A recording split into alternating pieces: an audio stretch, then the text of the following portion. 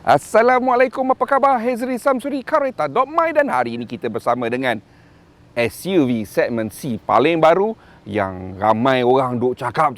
Akhirnya dah sampai ke Malaysia secara rasmi, Toyota RAV4.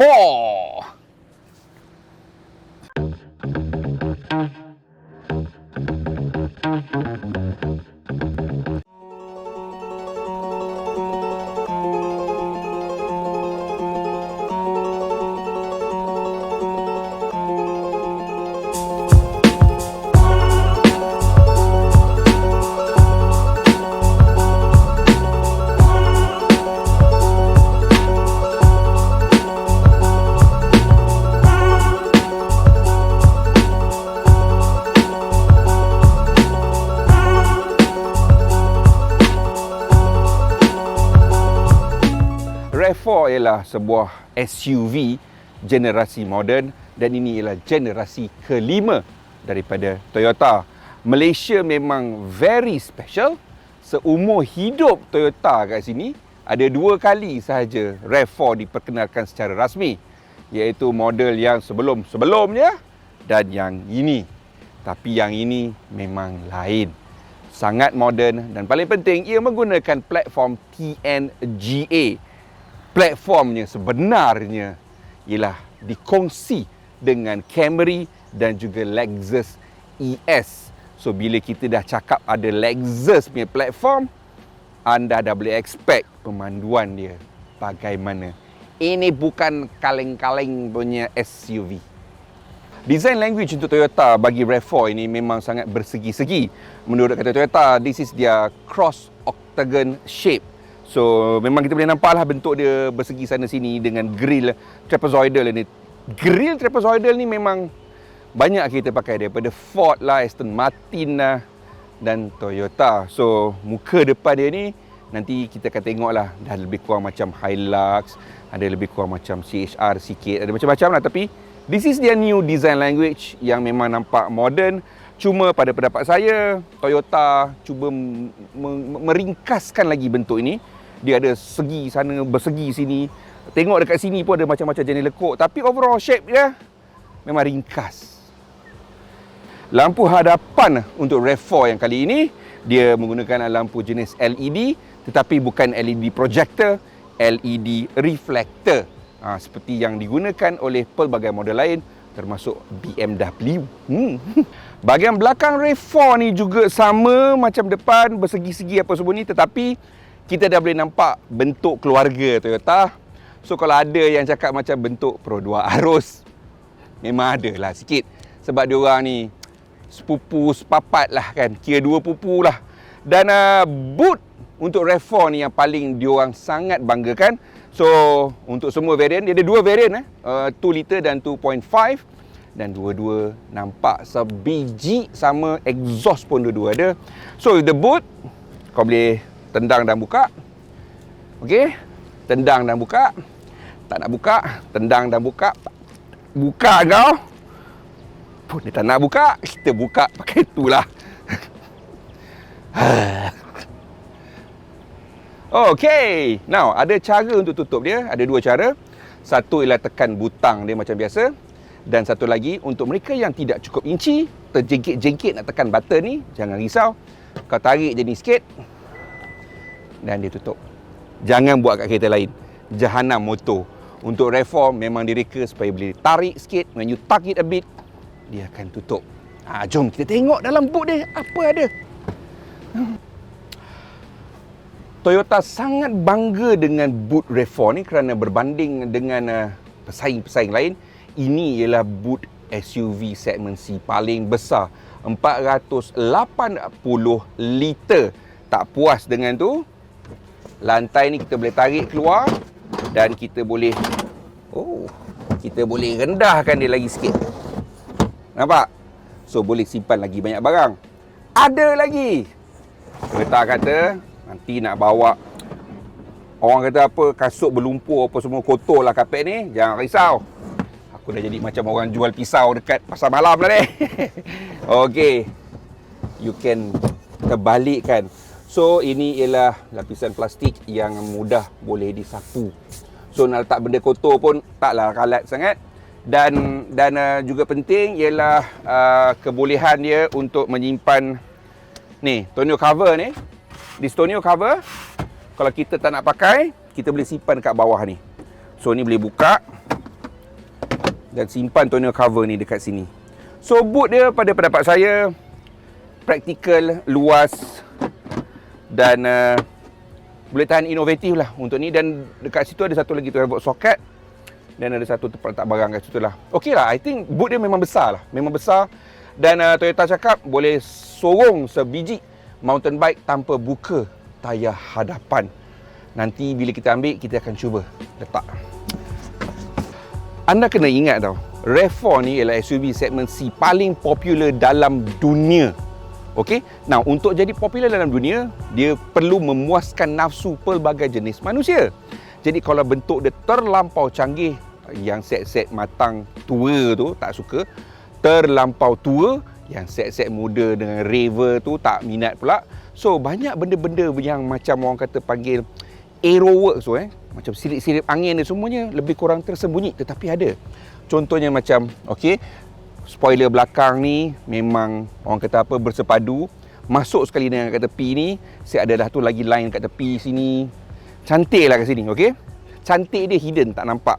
Dan bila kita tengok lagi kat sini, sini ada lampu dia ni, ada bahagian hitam dia dekat sini dan juga ada satu sirip arrow dekat sini. Dan over fender ni yang macam truck pickup ni, ini lebih untuk menunjukkan bahawa dia ialah sebuah SUV. So dia nampak tinggi dan dia nampak gagah perkasa. So RAV4 ini datang dengan dua jenis enjin 2 liter Dynamic Force dan juga yang ini yang saya pandu ialah 2.5 liter Dynamic Force engine. Dan enjin-enjin ini bukannya enjin turbo. These are all NE engines ya. So untuk enjin yang ini 2.5 liter 16 valve dual overhead cam dan dia datang dengan dua sistem VVT yang pada saya menarik. Nombor satu VVTi untuk yang exhaust dan kemudian untuk intake pula dia menggunakan VVTi-E, iaitu penggunaan kawalan elektrik untuk injap dia. Itu yang menarik. Okey. Now, ada banyak pasal cerita dia, cuma saya tak dapat nak hafal semua. So untuk VVTi-E yang menggunakan elektronik ini, dia mampu memberikan kawalan actuator yang lebih cepat. Itu yang penting. Dia tidak mengikut cam yang ada, dia boleh dikawal secara individu. Itu yang menarik tu, dan dia cepatlah. Okey. Now, enjin 2.5 liter ini menghasilkan 207 PS dan 243 Nm of torque, which is very high for such engine and NA. Dan thermal efficiency dia ialah 40%, juga yang paling tinggi untuk enjin NA. Bukan setakat injap saja yang menggunakan kawalan elektronik, tetapi water pump air untuk enjin ini juga menggunakan motor elektrik. Ini penting sebabnya ialah dengan kawalan elektrik, dia boleh on dan off bila perlu saja. Belah pagi bila enjin panas, buat apa nak ada udara, nak sejukkan enjin sangat kan. So water pump tu dia akan offkan supaya sebelah pagi cepat enjin ni panas. Dan enjin kena ingat enjin yang terlampau sejuk pun tak boleh juga. So bila hujan, suhu turun, tak bagus untuk enjin, tak menjimatkan dan menghasilkan asap yang lebih. So water pump tu pun boleh tutup bila hujan supaya temperature enjin ni maintain dekat taraf yang paling optimum. Okey, kita dah tengok kat luar. So sekarang ni ialah time untuk memandu. Now, ini ialah media drive yang okey, kena slowkan sikitlah walkie ni jap.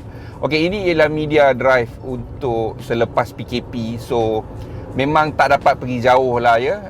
So kita dapat memandu di kawasan sekitar Shah Alam, Brimbayu dan memang tak berapa ideal lah untuk buat review yang betul. So this is my first drive lah basically of the new RAV4 ya. Panduan pertama saya untuk RAV4 baru ni.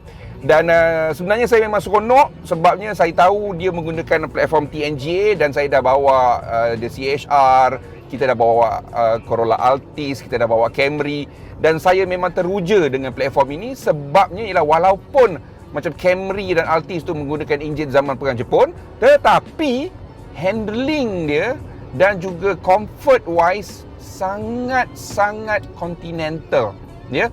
Kerana itu ada rakan-rakan saya yang berani nak orang kata apa, comparekan Camry tu dengan kereta-kereta Mak Saleh.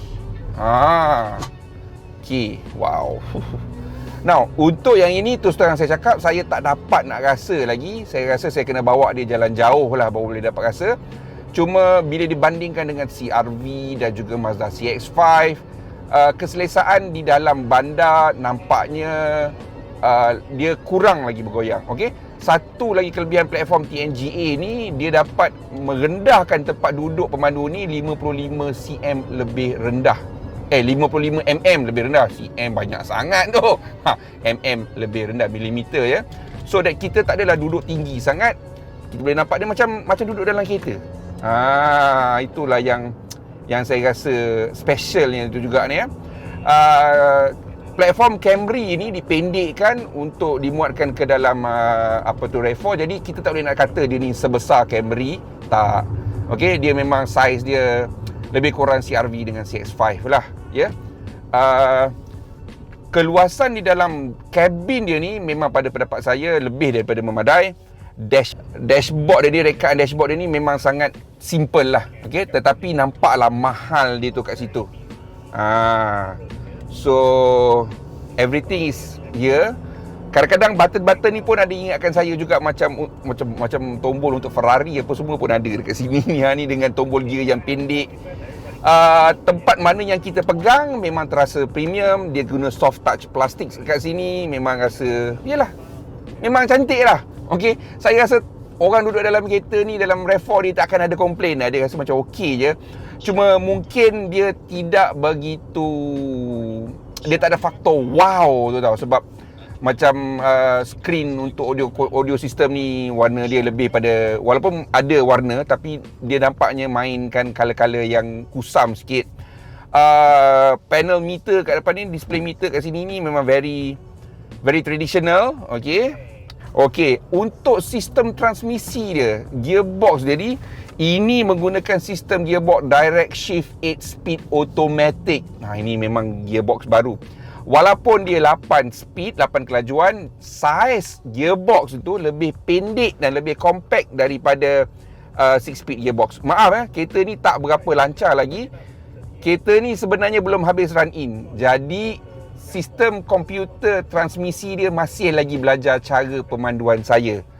So dia kadang-kadang jadi sensitif sikit apa semua. Semua kereta sekarang ni memang macam tu. Bila kita ada ECU yang boleh berfikir, dia memerlukan masa untuk belajar cara pemanduan kita, dan selepas tu baru dia semua okey.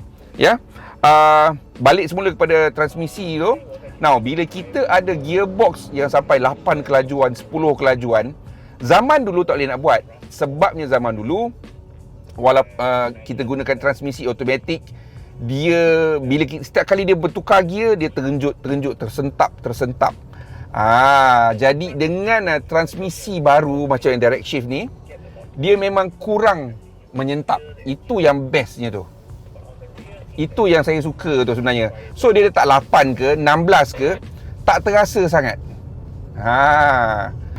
Gearbox dia ada banyak lagi fungsi-fungsi lain. Contohnya dia ada lock up, maknanya bukan lock up penjaga tu, bukan, tapi dia ada lock up direct drive. Okey, bila memandu supaya kuasa tenaga enjin direct terus ke roda pemacuan. So dekat sini dia lebih menjimatkan minyak dan pembawakan dia lebih solid.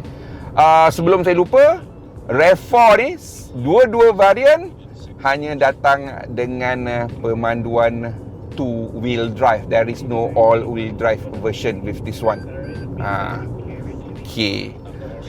Daripada segi safety system, dia ada safety system TSS2 version 2, bermakna dia ada dynamic cruise control, boleh follow kereta kat depan, boleh slow down apa semua ni, dan dia boleh kenal lah kenderaan-kenderaan di hadapan, kecuali pejalan kaki. Pejalan kaki dia tak dapat kenal. Sebabnya ialah Toyota kata dia tak boleh nak buat tu. Sebabnya ialah dekat sini banyak motor. So motor bersimpang siur, sistem ni tak boleh ikut benda tu. So Toyota decided to switch off yang untuk pedestrian, orang pejalan kaki. So pejalan kaki dia tidak boleh detect. So ingat kalau ada pejalan kaki, kau kena brake sendiri. Dia tak nak brake untuk kau. Sekarang ni kita dekat atas lebuh raya.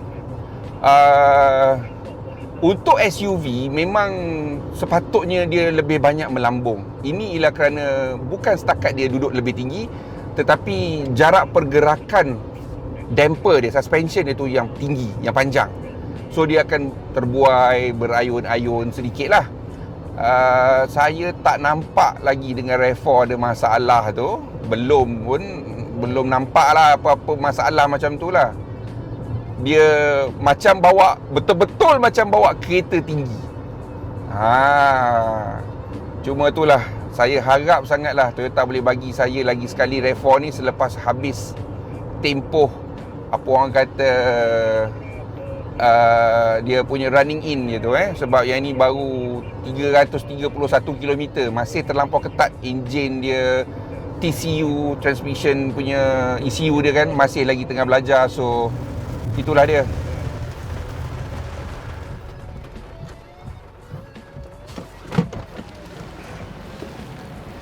Itu dia Toyota RAV4, my first drive with this new premium segment C punya SUV.